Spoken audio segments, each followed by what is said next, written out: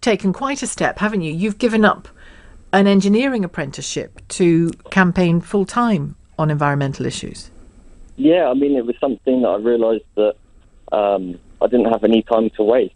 So I've sort of put everything on hold to go, full-time into this.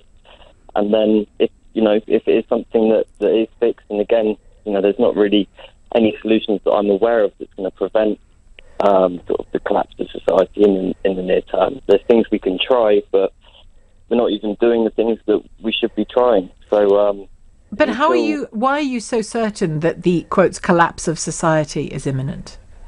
Probably due to the loss of Arctic ice, the impact that's going to have on the jet stream, and the global agricultural system is going to be quite fragile to that. And it really does come down to food at the end of the day. And when people say, as they do, we've adapted before, we'll adapt again, what do you say to that? Yeah, well, we need to start adapting now, and that's really why we're doing what we're doing, because we need to start bringing about this adaptation before it is too late. How do you live? How have you been able to afford to give up probably, a really important engineering apprenticeship and focus entirely on the environment? Because it won't surprise you to know that plenty of people were calling in and texting in yesterday to say these guys should go and get a job. Well, I've started living in a community, so the last couple of months I've been volunteering at Butterfield, so just living in community, and it's a much simpler way of living, much less impactful on the environment, and it's really connecting with other people. You mean a community of fellow environmentalists who focus all of their time on that? How is that funded? So it's just, we just live together, and it's just on a sort of donation basis. People coming together and sharing and putting on events for other people to come and learn about not just environmental stuff, but also Buddhism and other things of that nature. But there are other ways around it, and I think we're all going to see in the future that money isn't going to save us in this case.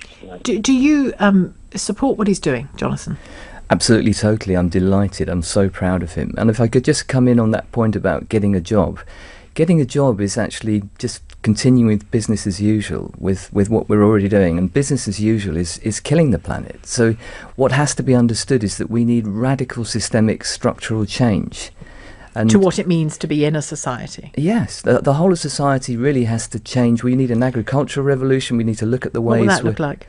That would look like moving towards away from chemical industrial agriculture on a huge scale. It would look more like adopting the principles of permaculture, because it needs to be small scale, low scale. As Callum says, we need to start living low impact lives. But don't we need engineers? I mean, I'm looking at the skills, the valuable skills he would get in that apprenticeship. He's actually an electrical well, we're going to need all kinds of smart minds on this, aren't we, to make those changes. Exactly, but there are plenty of those people out there already, and that kind of assumes that we have more time than we actually have. I mean, this thing is so much closer than perhaps even you realise. This is something that I come across so often, that there is this kind of almost disbelief, that we're all not quite there in terms of actually taking on board, really taking to heart the implications of what's coming. We have to act and put things on an emergency footing. But when you, and I know you don't mean to poo-poo it, but when you quotes poo-poo the idea of having a job, you're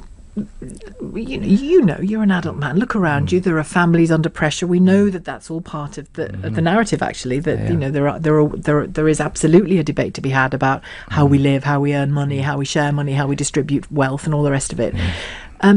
But people are expected to work, aren't they? And live and stand on their own 2 feet. And Callum, you talk about the community, and I get that. But for example, having decided to give up your apprenticeship, are you on benefits, for example? No, I'm not currently claiming benefits. Well, the reason I ask that question is that, I'm trying to get under the skin of some of the questions that people put to me about this, because, the benefit system is there when people are in need, not when they place themselves unnecessarily in need. Yeah, no, that's very true. But yeah, the thing is that, if I was to just carry on with my apprenticeship, then I think I would really look back on this time and say, hey, I could have done more. We all regret things in life, and I think it would be a pretty big regret to put my career, after learning what I've learned, ahead of, the survival of myself and everything around me.